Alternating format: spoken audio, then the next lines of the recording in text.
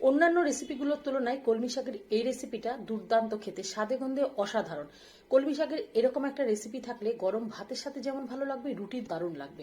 কলমি শাকগুলোকে প্রথমে খুব ভালোভাবে ধুয়ে নিয়েছি, ডাটা কিন্তু ফেলিনি। কলমি শাকগুলোকে একটু বড় করে কিন্তু কেটে নিয়েছি। শাক যেমন কুচিয়ে কাটে তেমনি না কেটে একটু বড় করে কেটেছি। আর সবজি এখানে নিয়েছি মিষ্টি আলু, বেগুন, কুমড়ো, সবজিগুলো কম বেশি হলে কোনো অসুবিধা নেই। সবজিগুলোকে ডুমো ডুমো করে কেটে খুব ভালোভাবে ধুয়ে নিয়েছি। কড়াই বসিয়ে তার মধ্যে খুব ভালোভাবে গরম হয়ে যাওয়ার পরে সর্ষের তেল দিয়েছি। তেল গরম হয়ে গেলে নুন আর একটু হলুদ দিয়ে প্রথমে কেটে ধুয়ে নেওয়া বেগুনগুলোকে ভেজে নিয়েছি। বেগুন ভেজে নিলে একেবারে ঘেটে যাবে না, খেতে ভালো লাগবে। বেগুন ভেজে তুলে নেওয়ার পর সেই তেলের মধ্যে পাঁচফোড়ন আর শুকনো লঙ্কা ফোড়ন দিয়েছি।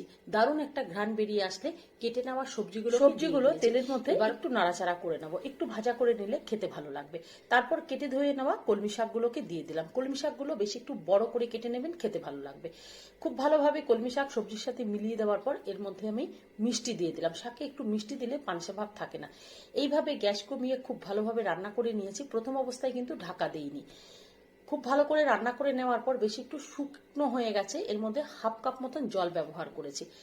তারপরও আবার একটু ঢাকা দিয়ে রেখেছিলাম যাতে সবজিগুলো সেদ্ধ হয়ে যায়।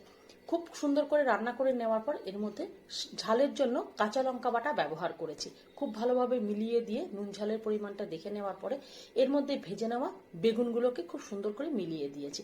রান্নার শেষ প্রান্তে এসে আমি এখানে হাফ চামচ মতন চালের গুঁড়ো ব্যবহার করেছি।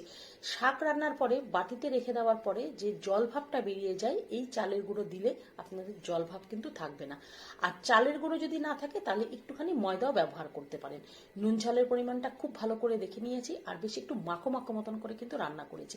তৈরি করে দেখুন, গরম ভাতে খান, রুটি দিয়ে খান, দারুণ লাগবে।